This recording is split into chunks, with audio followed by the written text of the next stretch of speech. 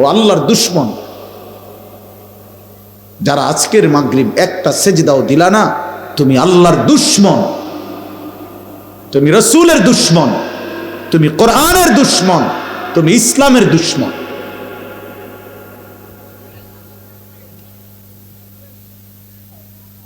তোমার মতো নাফরমানের ভালোবাসা দিয়ে কারো কিচ্ছু আসে যায়,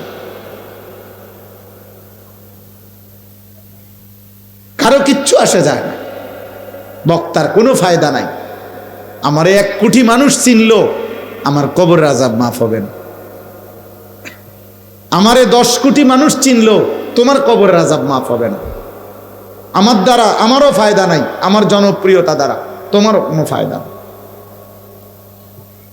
এগুলা দুনিয়া যাদের দরকার, যারা দুনিয়ায় ক্ষমতা চায়, পদ পদবি চায়, তাদের দরকার জনপ্রিয়তা, তাদের ভোট দরকার, তাদের সকলের সমর্থন দরকার, তাদের আমার ভোটার, আমার ভোট দরকার। এবার ইমান আছে না নাই, খারাইয়া মুতে না বইয়া মুতে, আমার দরকার, আমার ভোট দরকার। আমার দরকার একটা ভোট। কিন্তু যার আখিরাত দরকার, তার সেজদা দরকার, তার গোলামি দরকার, আল্লাহর বন্দেগী দরকার, রাসূলুল্লাহ সাল্লাল্লাহু আলাইহি সাল্লামের অনুসরণ দরকার। বলো বাপ, প্রয়োজনে উঠে যাও, এখন উঠে যাও, আমি অনুমতি দিলাম। বেনামাজি উঠে যাও বাপ, তোমার মতো নাফরমান না বসলেও ভালো ছিল, আমার কোনো অসুবিধা হবে না, আমি কোনো অসুবিধা বিব্রত হব না। আমি 4 জন মানুষের সামনে ওয়াজ করছি, 4 ঘন্টা, 3 ঘন্টা, 3.5 ঘন্টা। আমি তাই যে 6 মাস ওয়াজ করি না। আল্লাহর দয়ায়, মালিকের দয়া 21 বছর হবে, 21 বছর। হাইটাও গেছি মাহফিলে। কাজেই এটা আহামরি কিছুই না।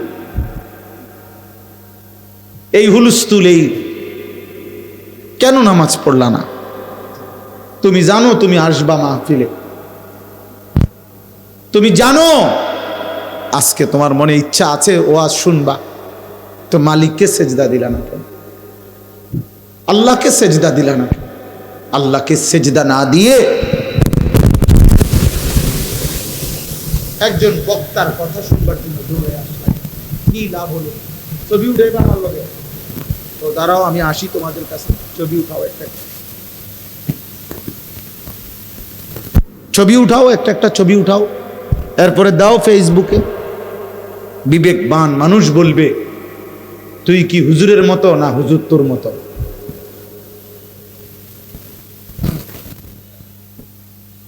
কি বুঝাইতে চাচ্ছ হুজুরের লগে ছবি উঠাইয়া? কি হুজুর তোমার মতো না তুমি হুজুরের মতো? এটা আগে বলো। যদি কারো বিবেক থাকে সে এটা বলবে।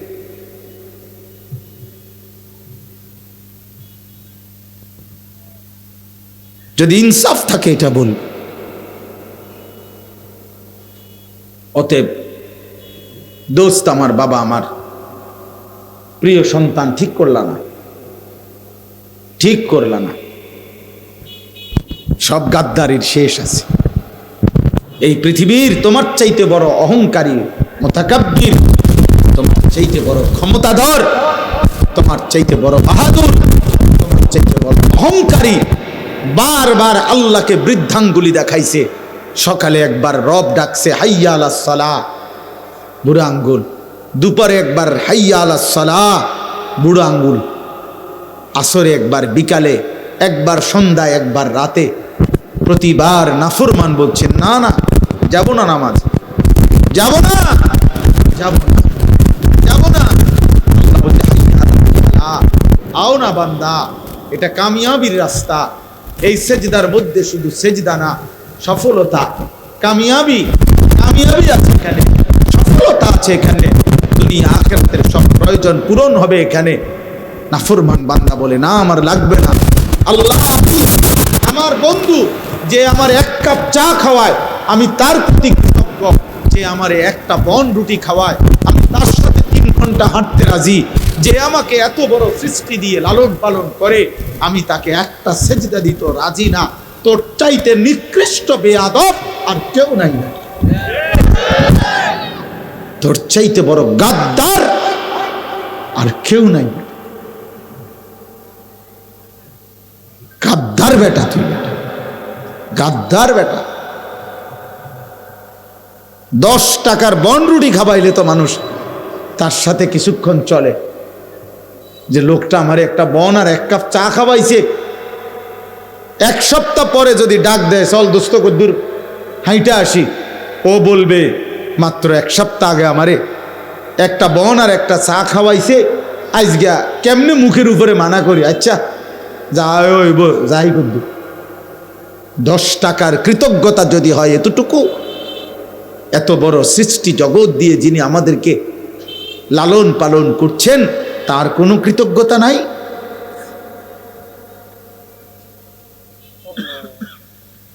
তার কোনো কৃতজ্ঞতা নাই? তিনি একটা সেজদা প্রাপ্য না? আহা আহ, ওই জিব্বা কেমন জিব্বা, যে জিব্বা একবার 24 ঘন্টা পার হয়ে যায়। এমন অনেক নাফরমান আছে, মুসলিম পরিচয়ধারী, তার মুখ দিয়ে একবার আল্লাহ এই শব্দটা বের হয়। এই হাইওয়ান, এই জানোয়ার জানেও না তার রব। মানুষ নামের এই পশু বলতেও পারে না তাকে সৃষ্টি করলো কে। আহা, 1 পেট খানা খাইলো দুপুর বেলা, আগে বা পরে নাফরমান একবারও বলল না মালিক আপনার শুকর। 1 মগ পানি পান করলো, রবের কাছে একবারও বলল না মালিক আপনি পান করাইছেন, শুকর আপনার, শুকর আপনার। 8 ঘন্টা রাত গভীর ঘুমাইলো, ঘুম ভেঙ্গে একবারও বলল না কে তারে ঘুম পাড়াইলো, কে তারে ঘুম থেকে জাগাইলো। এত অকৃতজ্ঞ মানুষ হয়, এত অকৃতজ্ঞ হয় মানুষ। প্রিয় সন্তান, ভাবো, তোমার যদি 1 বিন্দু বিবেক থাকে, যার্রা পরিমাণ আকল থাকে, দিমাগ থাকে, যদি পাগল না হইয়া থাকো, যদি মাতাল না হও, যদি প্রতিবন্ধী না হও, যদি সুস্থ সবল স্বাভাবিক বিবেকবান কোনো মানুষ হইতে পারেন, প্রত্যেকেই ভাবেন, আপনারা বাবারা ভাবেন, আপনাদের চোখের সামনে আপনাদের ছেলেরা 1 ওয়াক্ত নামাজ না পড়ে প্রতিদিন পার করে দিতেছে, আপনারা কোনো কান্না নাই, আওয়াজ নাই, কোনো শব্দ নাই, আপনারা আরামসে বিড়ি খাইতেছেন, চা খাইতেছেন, চা দোকানে গপ করতেছেন, আপনারা বসে বসে কেবল ভাত মাছ বিল্ডিং জায়গা জমি এরই হিসাব করতেছেন। আহা, এত বেখবর মুসলিম মা বাবা হওয়ার কথা না, মুসলমানের মা বাপ এত বেখবর হওয়ার কথা না, এত বেখবর হওয়ার কথা না। এত বেখবর হইলে সন্তান টিকে না, পরিবার টিকে না, ফ্যামিলি টিকে না। কোরআনুল কারীমের মধ্যে আল্লাহ তাআলা আলাদা আলাদা করে ব্যক্তির সংশোধনে কি করতে হবে তা বলছে, ঘরের সংশোধনে কি করতে হবে তা বলছেন, পরিবারের সংশোধনের জন্য কি করা উচিত আল্লাহ কোরআনে বলছেন, একটি সমাজের সংশোধনের জন্য কি করতে হবে আল্লাহ তা বলছেন, একটি রাষ্ট্রের সংশোধনের জন্য কি করতে হবে তা আল্লাহ তাআলা বলছেন। নবী সাল্লাল্লাহু আলাইহি ওয়াসাল্লাম বিস্তারিত ব্যাখ্যা করে দিয়েছেন, ব্যাখ্যা করে দিয়েছেন আল্লাহর নবী সাল্লাল্লাহু আলাইহি ওয়াসাল্লাম। উম্মতকে বারবার বলছেন, কোরআন বারবার শিখাইছে। আল্লাহ আমাদেরকে হেফাজত করেন। অতএব আজকে শুরুর কথা এটা বললাম, তোমরা এতটা দ্রুত দৌড় দিয়ে আইলা, অবাক লাগলো। এতগুলো ছেলে মাশাআল্লাহ অস্থির হইয়া দৌড় দিয়া 5 মিনিটের ভিতরে এই জায়গাটা খালি ছিল, এতগুলো মানুষ ছিল না। তোমরা এইভাবে দৌড়াইয়া সব আইলা। আপনারা ভাবেন, ইনসাফ করে দেখেন, তোমরা যাদের বয়স 30 বছরের নিচে, তোমরা হাত তোলো তো, তোলো ভাই, তোলো তোলো, লজ্জা করো, এমনি বলছি, তোলো। দেখেন, দেখছেন? নামো, হাত নামো। তাইলে বাবা এবার তোমরা বলো, এবার আমার একটা শুধু জরিপ কও, আমার একটা কথা বুঝতে, একজনই বোঝো, আমি ভোটের জন্য বলি না, কাজেই সবাই সমানভাবে বুঝবে না বুঝবে এটা আমি জানি না, এটা মালিকের ফয়সালা। কিন্তু আমি একটা ছেলেই যদি বুঝো, আমি বলতে চাই এইখানে যে যদি 2, 4, 500 ছেলে হয়, ধরে নিলাম 500 ছেলে, তাহলে এই 500 জন কিশোর যুবক 30 বছরের নিচে যাদের বয়স, এরা ধরে নেন এরা সর্বোচ্চ এই আশপাশের 20 থেকে 30 কিলোমিটার জায়গার ছেলে, বোঝেন নাই হিসাবটা? সর্বোচ্চ 30 কিলো, তাহলে 30 কিলোমিটার। এখানে কোনো এখানে শ্রোতা নর্থ বেঙ্গল থেকে আসে না, হ্যাঁ ধরে নিলাম 30, তো এখানে পার্বত্য চট্টগ্রাম থেকে কেউ আসে নাই, এখানে কেউ রংপুর, দিনাজপুর, ঠাকুরগাঁও থেকে আসে নাই, এখানে বরিশাল, খুলনা থেকে কেউ আসে নাই, এখানেরই আশপাশের 20 থেকে 30 কিলো ধরলাম আমি সর্বোচ্চ। তাহলে দোস্ত আমার কথাটা তুমি বুঝো, 30 কিলোমিটার এরিয়ার মুসলিম কিশোর যুবক 500 জন এখানে, এই 500 জনের মধ্যে যদি 450 জনে নামাজ না পড়ে, তাহলে এই জাতির সারাটা অঞ্চল, দেশটার হালাত কি? মুসলিম কিশোর যুবকের আমাদের ভবিষ্যৎ কি? এমন যদি হইতো যে পুরা বাংলাদেশ মিলাইয়া 10 কোটি মুসলমানের মধ্যে এই কয়জন শুধু নামাজ পড়ে না, তাইলে তো মনটারে বুঝাইতাম। মনে করো 20 কিলোমিটারের ভিতরে যদি এত বেশি নেবে নামাজি, তোমরা তাকাইয়া দেখো, তাইলে সারা দেশের চিত্র কি? আমাদের ইসলামের হার। আত্মসমালোচনা করি আমরা, আমাদের সমালোচনা আমরা করি, মানে আমাদের ইসলাম, আমরা মুসলমান, আমাদের সন্তান নিয়ে আমরা ভাবি, তাহলে আগামী দিনে আমাদের পরিণতি কি হবে? রাষ্ট্রের ক্ষমতায় কে যাবে না যাবে সেটা তো ভিন্ন বিষয় রে বাপ, কিন্তু জান, মাল, ইজ্জত, আব্রুর নিরাপত্তা হবে কিনা? তোমার বোন নিরাপদ থাকবে কিনা? তোমার মা নিরাপদ থাকবে কিনা? তোমার জীবনের নিরাপত্তা থাকবে কিনা? তোমার ছোট্ট ভাই 4 বছরের, 3 বছরের, ও আখলাকের উপরে, চরিত্রের উপরে আগামী দিনে বড় হবে কিনা? তুমি ইনসাফ করো। একটি সমাজের সংখ্যাগরিষ্ঠ মুসলমান যদি এভাবে আল্লাহর নাফরমানিতে ডুবে যায়, তো এর পরবর্তী জেনারেশন কি শিখবে? একটা ছেলে যদি 4 বছরের বাচ্চা যদি বুঝ হওয়ার পর থেকেই দেখে তার ঘরের প্রত্যেকের হাতে হাতে বড় মোবাইল, সবাই সবার আপন জায়গায় মোবাইল টিপতেছে, এই ছোট্ট বাচ্চাটাকে কোলে নেওয়ার মতো, একটা ভালো কথা শিখাবার মতো মার হাতে সময় নাই, বাবার হাতেও সময় নাই, বড় ভাইয়ের হাতেও সময় নাই, বড় বোনের হাতেও সময় নাই, প্রত্যেকেই নিজ নিজ মোবাইল নিয়ে ব্যস্ত। তো এই বাচ্চা কি নিয়ে বড় হবে? হ্যাঁ, ওকে আখলাক শিখাবে কে? বলো না আব্বা, ওকে মানুষ করবে কে? তোমার বয়স মাত্র 16 বছর, তোমার মোবাইলের আসক্তি এত বেশি, নারী তোমার এত দরকার হয়ে গেল, উলঙ্গ ছবি তোমার এত দরকার, নর্তকী তোমার এত দরকার। 16 বছর বয়সে তুমি নারীর আসক্তি এমন বুঝা লাইলা, মাত্র 18 বছর বয়সে তুমি নর্তকীর মজা এমন পাইয়া লাইলা। আহা, 30 বছর পর্যন্ত তোমার হালাত কি হবে? 40 বছর পর্যন্ত হালাত কি হবে, কোথায় গিয়ে দাঁড়াবে? এই গুনাহ কোথায় গিয়ে দাঁড়াবে? এই জন্য বললাম, একজন ভাবেন, একজন নওজোয়ান ভাই, একজন ভাবো, বাবারা আপনারা ভাবেন, আপনাদের সন্তান কোন দিকে যাচ্ছে আপনারা বলেন। আল্লাহর নবী সাল্লাল্লাহু আলাইহি ওয়াসাল্লাম বলেন, মা নাহালা ওয়ালিদুন ওয়ালাদাহু মিন নহলিন মিন আদাবিন হাসান।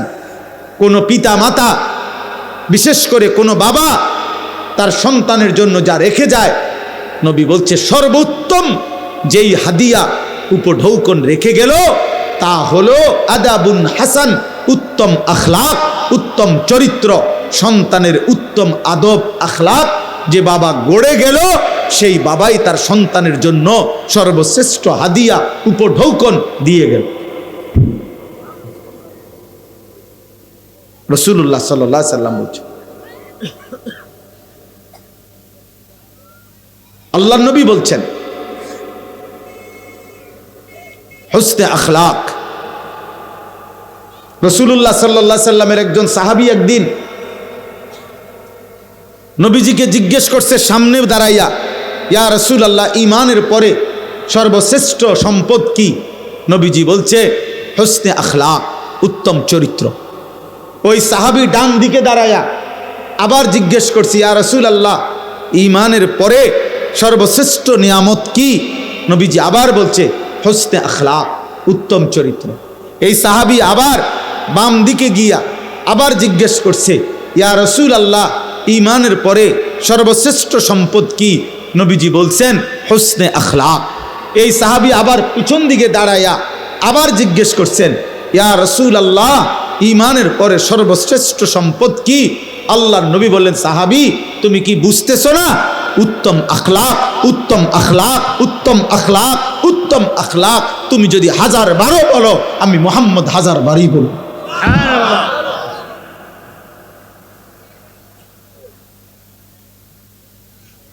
যার আখলাক নাই তার জীবনে কিচ্ছু নাই রে আব্বা।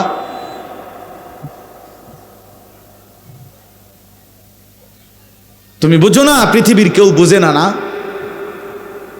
তোমার চেহারা দেখলে বোঝা যায় না তোমার চুলের কি হালাত, চেহারার কি হালাত। গুনাহ তোমারে কি করে বানাইছে কেউ বুঝে না। রাত 2টায় তুমি কি দেখো, কেউ বুঝে না। রাত 12টায় তুমি কি দেখো, কেউ বোঝে না। একাকী বন্ধুদের আড্ডায় তোমরা মোবাইলে কি করো, কেউ বোঝে না। না, সবাই সিরা খায় আর তুমি শুধু ভাত খাও না।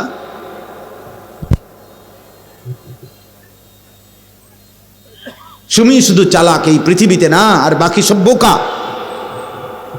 হে যুবক, মনে রাখো, তোমার মোবাইল দিয়া, তোমার কথা দিয়া, তোমার আখলাক দিয়ে তুমি যতগুলো ছেলেকে নষ্ট করতেছ, আল্লাহর কসম, ওদের জীবনের সমস্ত গুনার সমপরিমাণ শাস্তি নাফরমান তোকে ভোগ করতে হবে।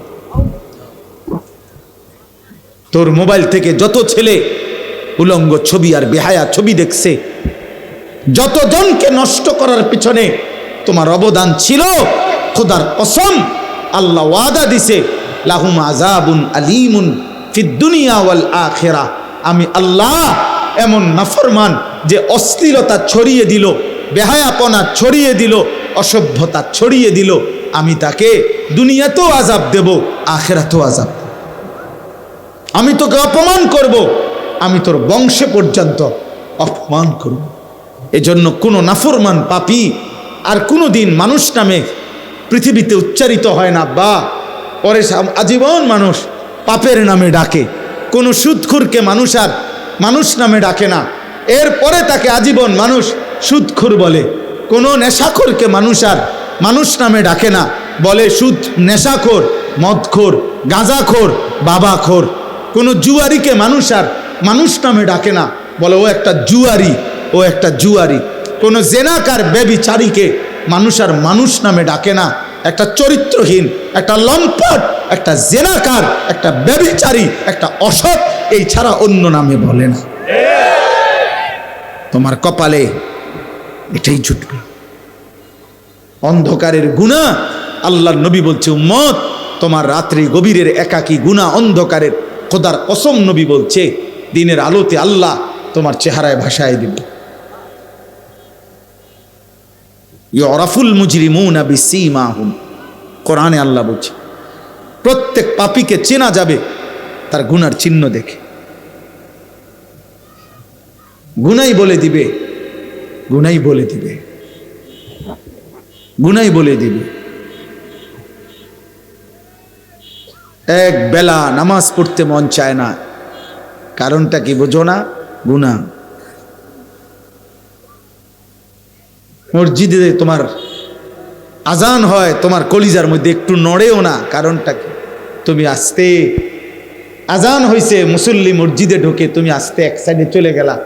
আহা, আমি বলি, আমি যে বলছি একটু আগে, আবারও বলি, প্রিয় ছেলেরা, বাবারা, একটা ছেলে মনে রাখো, যদি বিবেক থাকে তাকাইও, কোনো মসজিদে যখন আজান হয় তা আজানের শব্দ শুনলে সর্বপ্রথম যেই প্রাণীটা ভাইগা যায় ওটা হলো কুত্তা। এটা কুত্তার স্বভাব। কুত্তা আজানের আওয়াজ শুনলে ঘেউ ঘেউ করে, খেউ খেউ করে, আর ওইখান থেকে সরে যায়। এটা কুত্তার স্বভাব, তাকাইয়া দেখো। এই জন্য তুমি যখন চলে যাও আজান শোনার পরও মসজিদ ডিঙ্গাইয়া, তো সুযোগ থাকলে কুত্তার লগে একটা সেলফি উঠাইও, কারণ তোমরা দুইজন তো বরাবর। যদি সম্ভব হয় ওর সাথে একটা ছবি উঠাই, সবাইকে জানায়ও। আমরা দুইজনকে কেমন লাগতেছে কমেন্টসে জানাবেন, সবাই জানাবে একরকমই লাগছে। ওইটাও পেশাব করে পানি নেয় না, টয়লেট পেপারে ঢিলা কুলুক ব্যবহার করে না, তুমিও। ওইটাও সেজদা দেয় না, তুমিও। তাবাকান নালু বিন নাল, এক জুতা আরেক জুতা সমান হয়েছে। এটার আরবিতে কয় আর কি, তাবাকান নালু বিন নাল, দোনো জুতা সমান হয়েছে, ঠিক মতো লাগছে। মানুষে কয় না জুতা পায়ে লাগছে নি, দেখো, তো বলে যে হ্যাঁ, ওই যে দেখো, অসভ্য, অসভ্যই নিজে হাসে। এবার বলো, কেমন লাগলো, এবার হেরে ধরো। এটাই আমি বলছি, এটাই বলছি ভাইয়া, মানুষ কোনোদিন ভালো নামে ডাকে না, তোমাকেও না, কাউকে না। কোনো পাপী কোনোদিন মানুষের চোখে সম্মানিত হয়, মানুষ বোঝে। অফিকা উয়ুবুন ওয়ালিন্নাসে আয়ুনুন, আরবি ভাষার একটা গুরুত্বপূর্ণ প্রবাদ। আরবি ভাষায় বলা হয়, তোমারও দোষ আছে, মানুষেরও চোখ আছে। তোমারও কি আছে, মানুষেরও কি আছে, মানুষ বোঝে, মানুষ বোঝে। মানুষ জুনায়েদ বাগদাদিকে ডাকাইত বলে না, ডাকাইতেরে জুনায়েদ বাগদাদি বলে না। মানুষ ইমানদারকে চরিত্রহীন বলে না, চরিত্রহীনকে, লম্পটকে ইমানদার বলে না। অতএব এটাই সত্য। আমি বললাম ভাই, প্রিয় ভাই, নিজের উপরে দয়া করো। তোমার কথা শুধু তোমারে বললাম, এই পৃথিবী বাদ দাও, ঠিক আছে, তুমি স্বার্থপরের মতো হইলেও কমপক্ষে নিজের নিয়ে একটু ভাবো, তবুও নিজেকে নিয়ে ভাবো।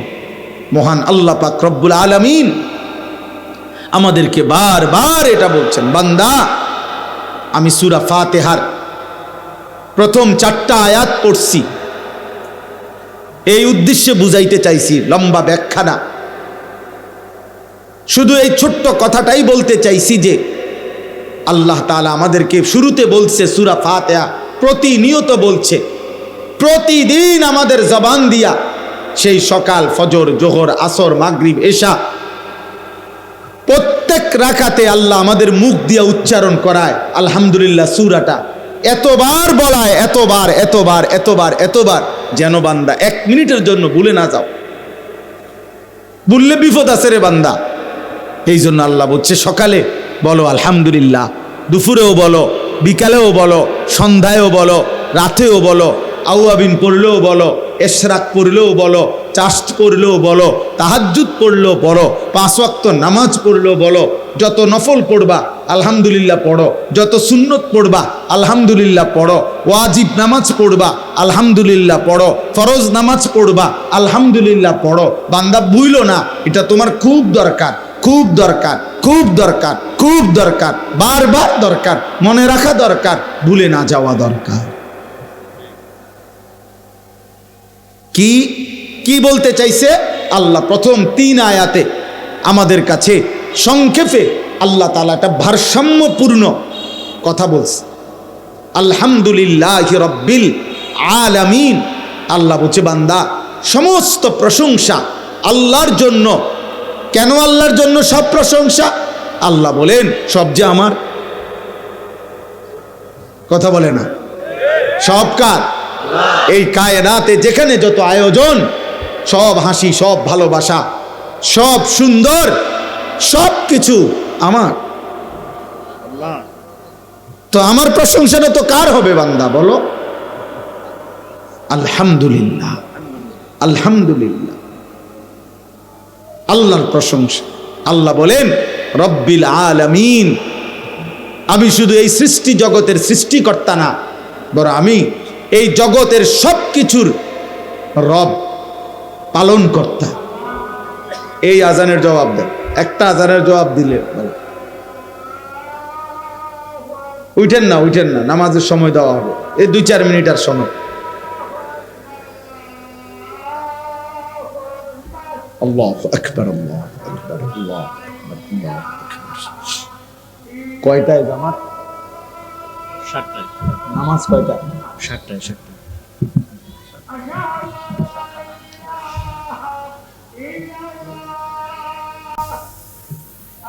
একটু পরে করলো সমস্যা নেই।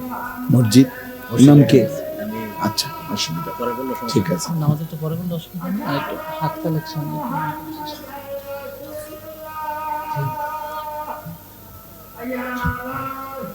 10 মিনিট দেরিতে নামাজ হবে, এই জন্য উঠাউঠি করেন না, নামাজের সময় দেওয়া হবে। ইমাম সাহেব আছেন, ইমাম সাহেব লগে লইয়া লইছে।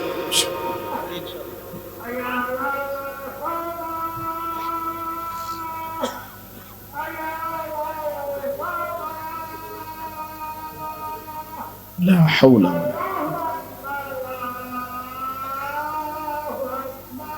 লা, আল্লাহু আকবার।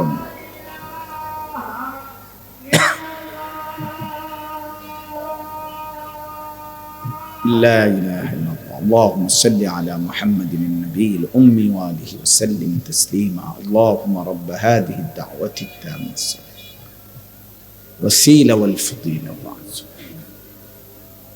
إنك لا تخلف الميعاد. আজানের জবাবে আশহাদু আন্না মুহাম্মাদার রাসূলুল্লাহ, এটা যখন মুয়াজ্জিন বলে তো আমরা যারা শুনে তাদেরও দায়িত্ব হুবহু এটা বলা, এরপরে সাল্লাল্লাহু আলাইহি সাল্লাম বলল। কিন্তু শুধু আশহাদু আন্না মুহাম্মাদার রাসূলুল্লাহ মুয়াজ্জিন বলছে মনে করেন, আমরা যদি বলি শুধু সাল্লাল্লাহু আলাইহি সাল্লাম, তাহলে আজানের জবাব হবে না। নবীজি সাল্লাল্লাহু আলাইহি সাল্লাম বলছেন মুয়াজ্জিন যেটা বলে তোমরা হুবহু সেটা বলো। তো মুয়াজ্জিন যে আশহাদু আন্না মুহাম্মাদার রাসূলুল্লাহ বাক্য পুরোটা কইলো, তা আপনি এটা বলতেন না, এইটা বলতে হবে। এরপরে বলবেন আলাদা সাল্লাল্লাহু আলাইহি ওয়াসাল্লাম, এটা তো স্বাভাবিক ডিউটি, মানে সবসময়ের ডিউটি। নবীজির নাম যখনই শুনবেন তখনই পড়বেন, তো এটা তো কমন ডিউটি। কিন্তু এখন একটা বিশেষ যে মুয়াজ্জিন যেটা বলছে এটা বলতে হবে। 2 নাম্বার হলো নবী সাল্লাল্লাহু আলাইহি সাল্লামের হাদিসের কিতাবে, নবীজির হাদিসের বর্ণনা হলো সব কিতাবে যে নবীজি বলছেন আজানের পরে দুরূদ শরীফ পড়তে, এরপরে দোয়া পড়তে। আমরা পড়ছি আলহামদুলিল্লাহ। আজানের পরে দুরূদ শরীফ, এরপরে দোয়া, এটাই হাদিসে আছে, এটা নবীজি সাল্লাল্লাহু আলাইহি সাল্লাম থেকে বর্ণিত আছে, আমরা এর দূরে পাইছি। এর অতিরিক্ত যারা করে এটা ওনারা পাইছে, আমরা পাই না। এটা আমাদের জ্ঞানের কমতি, আমাদের জ্ঞানের ঘাটতির কারণে আমরা আজানের আগে দুরূদ শরীফ কোন হাদিসের ভিত্তিতে পড়ে এটা আমরা পাই নাই। এটা আমাদের কমতি, আমরা তালাশ করে চাইছি, বাত্তি দিয়ে খুঁজা চাইছি, পাই না, পাই না। এখন যারা পড়ে ওনারা পাইছে, আলহামদুলিল্লাহ। আমনে পাইলে আমনে পড়েন, বোঝেন নাই কথাটা? যিনি পাইছে এটা উনি পড়ে, তো ওই জন্য ওনারা পড়ে কেন এই দলিল দেওয়া আমার দায়িত্ব না, ওনার দায়িত্ব। কথা বোঝেন নাই মোহাম্মদুল? যে পরে এটা হে দায়িত্ব দিব, হের দায়িত্ব হে দলিল দিব। আমারটার দলিল আমি বলছি যে এটা যে সবাই জানে, সব কিতাবে আছে।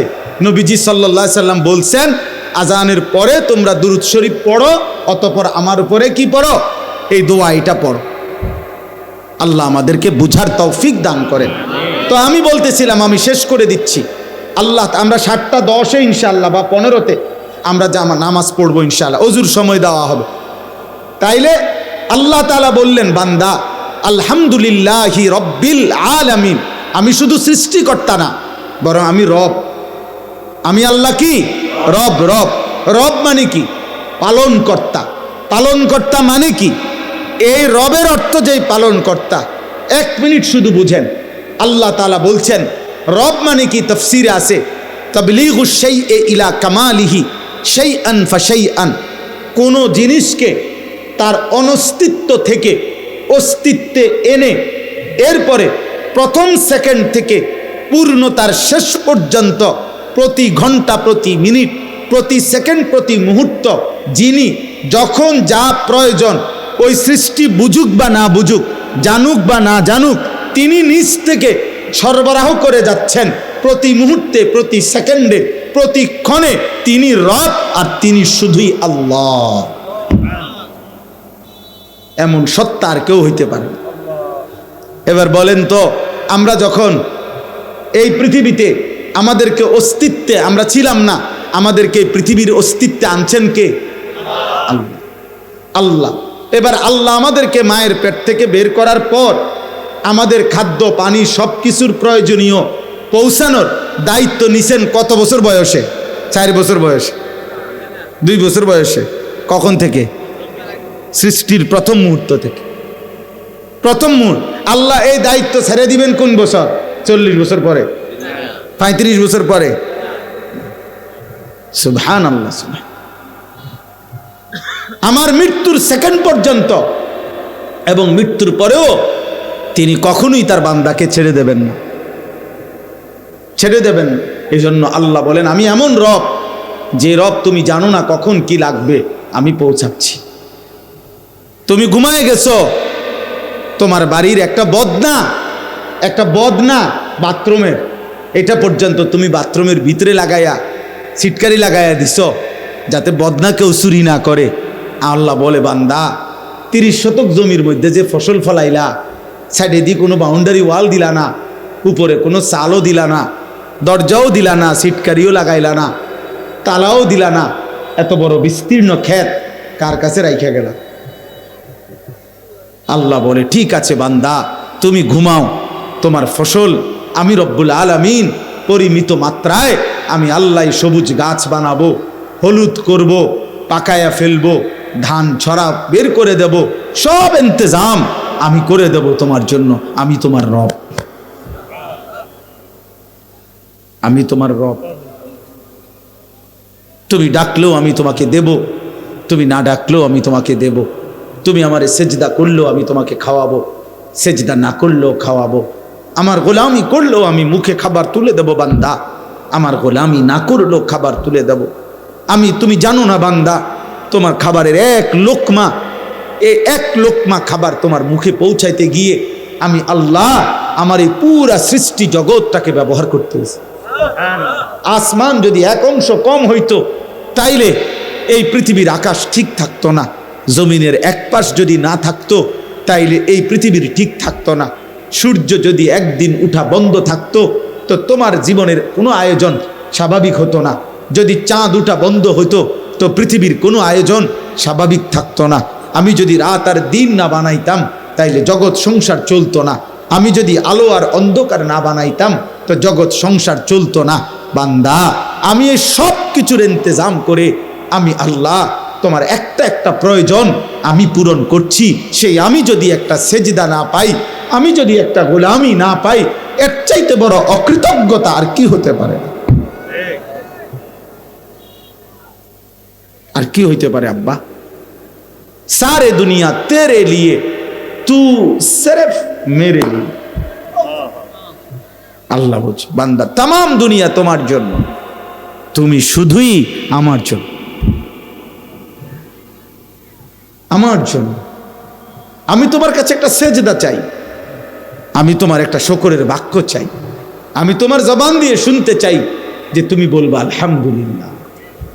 আল্লাহ আপনি খাওয়াইছেন, আপনি পড়াইছেন, আপনি ঘুম দিছেন, আপনি জাগায় দিছেন, আলহামদুলিল্লাহ।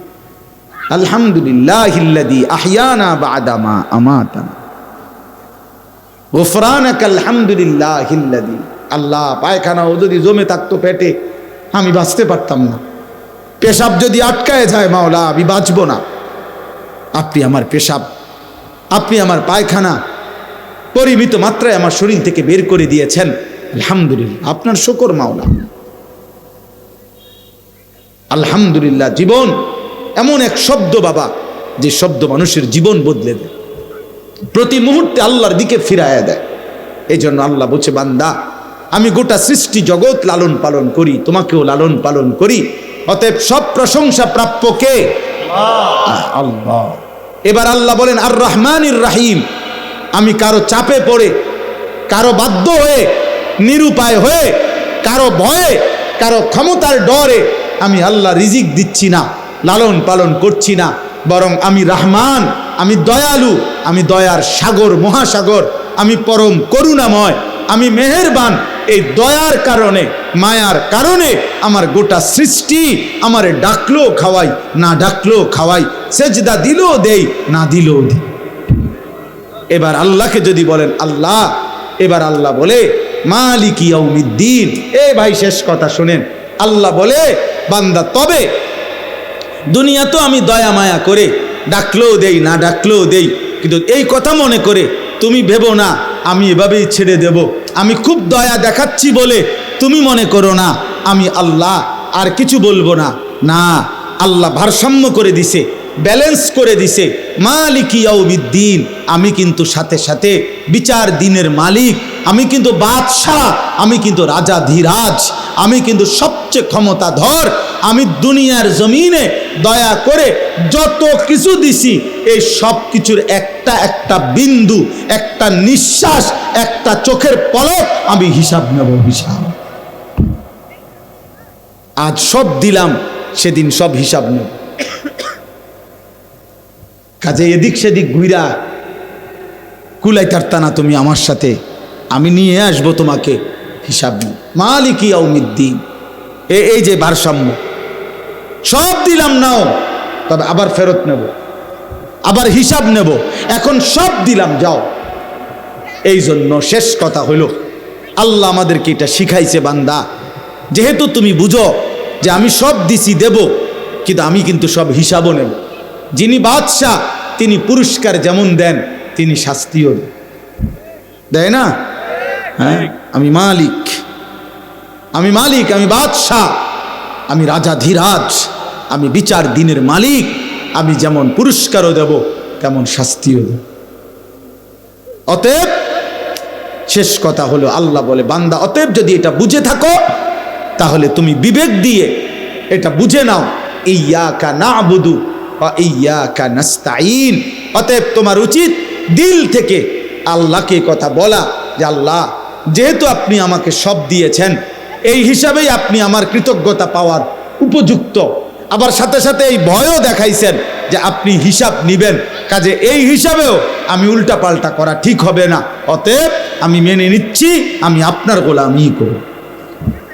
ইয়্যাকা না'বুদু, এবার শুধু শেষ, ওয়া ইয়্যাকা নাস্তাঈন। আল্লাহ আমি ফয়সালা নিছি আপনারে মানব, আপনার গোলামি করব, তবে আমি দুর্বল মানুষ। আল্লাহ আমি দুর্বল, কমজোর, আমি অক্ষম, আপনার কাছে আমি ওয়া ইয়্যাকা নাস্তাঈন সাহায্য প্রার্থনা করছি। আপনি আমারে সাহায্য কইরেন, আপনি যদি আমারে তৌফিক দেন, সাহায্য করেন, আমি সেজদাও দিতে পারবো, গোলামিও করতে পারবো, হালাল পথে চলতেও পারবো।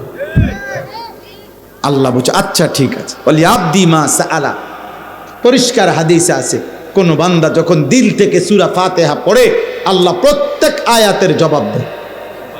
আর আল্লাহ বলে বলি আব্দি মা সাআলা, এই শব্দ আছে হাদিসে, আল্লাহ নিজে বলে, বান্দা তুমি যা চেয়েছ তাই তোমাকে দেওয়া হবে, তুমি যা চেয়েছ তাই তোমাকে দেওয়া হবে। তুমি আমার সাহায্য চাইছো, আমি করব, আমি করব, তুমি শুধু বলো আমার গোলামি করবা কিনা। এই জন্য আজকে কিশোর ভাই, নওজোয়ান ভাই, বয়স্ক বাবা, আজকের এই মাদ্রাসা খাদিজাতুল কুবরা, এই মাদ্রাসার এই মাহফিলে আমি সবার কাছে অনুরোধ করলাম, কিশোর যুবক তোমরা চরিত্র হেফাজত করো, নজর হেফাজত করো, আখলাকের হেফাজত করো। নারী দেখো না, অস্থির ছবি দেখো না বাপ, হারাম জীবনে কাটাইও না বাপ। এই জীবন 2 পয়সার মূল্য থাকবে না, কেউ তোমার দিকে থুতুও মারবে না, কেউ মনে রাখবে। ফেরাউনের নাম এত বড় গাদ্দার, এই গাদ্দারের নাম পৃথিবীর কোনো কুত্তার নামও নাই, নমরুদ নামে কোনো কুত্তার নামও নাই, আবু জেহেল নামে কোনো কুত্তার নামও নাই। নাফরমানের নাম থাকে না রে বাপ। পৃথিবী ঘৃণা ভরে প্রত্যাখ্যান করবে তোমাকে। তুমি নষ্ট হয়েও না, সেজদা দাও, নামাজ পড়ো, আল্লাহর গোলামি করো। আর বাবাদের সবাইকে বলি, জীবনটা সুন্দর করে, শেষ বয়সটা নবীজির একটা একটা সুন্নাত প্রত্যেকে আমল করার চেষ্টা করে। নবীর সুন্নাত, এটাই আমাদের জীবন। সুন্নাতেই আখেরাত, সুন্নাতেই ভালোবাসা, সুন্নাতেই অনুসরণ, সুন্নাতেই আল্লাহর মহব্বত, সুন্নাতেই জান্নাত, সুন্নাতেই কামিয়াবি, সুন্নাতেই আমলনামা ডান হাতে, সুন্নাতেই ফুলসেরাত বিজলির মতো পার হবে। সুন্নাতবিহীন জীবন সুন্দর হয় না। আমরা প্রত্যেক দিন সুন্নাতের বই বিক্রি করি। এই যে তালিমুস সুন্নাহ, প্রতিদিন আমার গাড়িতে আমি বিক্রি করি একটা সুন্নাতের বই, 600 পৃষ্ঠা ব্যাপী, বাংলা ভাষায় 600 পৃষ্ঠায় পূর্ণাঙ্গ প্রামাণ্য নবীর জীবনের ছোট্ট থেকে ছোট্ট বড় সকল সুন্নাত এই কিতাবটার মধ্যে আছে। আমাদের ঢাকা গাজীপুরের বাংলাদেশের একজন বড় বুজুর্গ আল্লাহওয়ালা অধ্যক্ষ মিজানুর রহমান চৌধুরী, কাপাসিয়ার হজরতের এই বই লেখা। অনেক ওলামায়ে কেরামের তত্ত্বাবধানে হজরত এই বইটা লিখছেন। আমি অনুরোধ করব, যাদের সুযোগ হয় 400 টাকা মূল্যে আমাদের এই কিতাব যাওয়ার সময় কিনবেন। আর একটা মিনিট আপনাদের কাছে, আমি যেহেতু আসছি, মহব্বত করে আমরা সবাই বসছেন, কিশোর ভাই, নওজোয়ান ভাই, বাবা, একটি মাদ্রাসা আমাদের কাছে 3টা জিনিস চায়: মুসলমানের দোয়া, মুসলমানের সন্তান, মুসলমানের সাদাকা, মুসলমানের দান। এজন্য আমরা প্রত্যেকে, আমার একটা অনুরোধ, আমরা প্রত্যেকে যদি একটু পকেটে হাত দেই 2টা মিনিট, শুধু দয়া করে কিছু নওজোয়ান ভাই, বাবা, আপনারা ভিতরে ঢোকেন, সবাই ছেলেরা, বাপ, আমি বললাম তুমিও দাও মাদ্রাসার জন্য।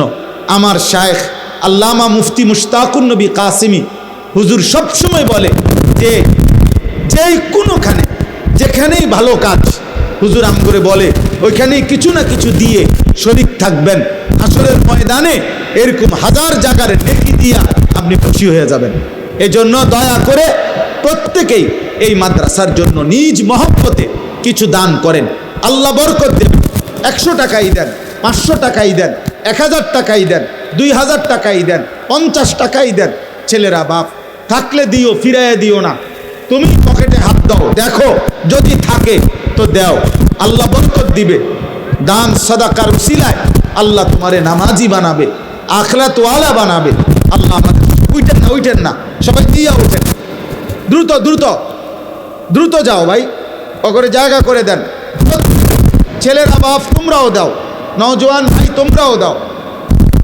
মাদ্রাসাওয়ালা মহব্বত করে একটা মাহফিল সাজাইছে, যেন মাদ্রাসা কবুল করে, মাদ্রাসার জরুরত আল্লাহ যেন পূরণ করে।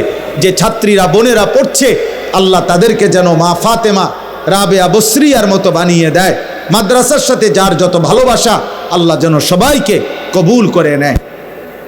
সবাই সবাই দেন, সুযোগ হয় কেউ ফিরাই দিয়েন না, রুমালে দেন। আশেপাশে সব মসজিদ আছে, আপনারা প্রত্যেকেই নামাজ পড়েন। আবার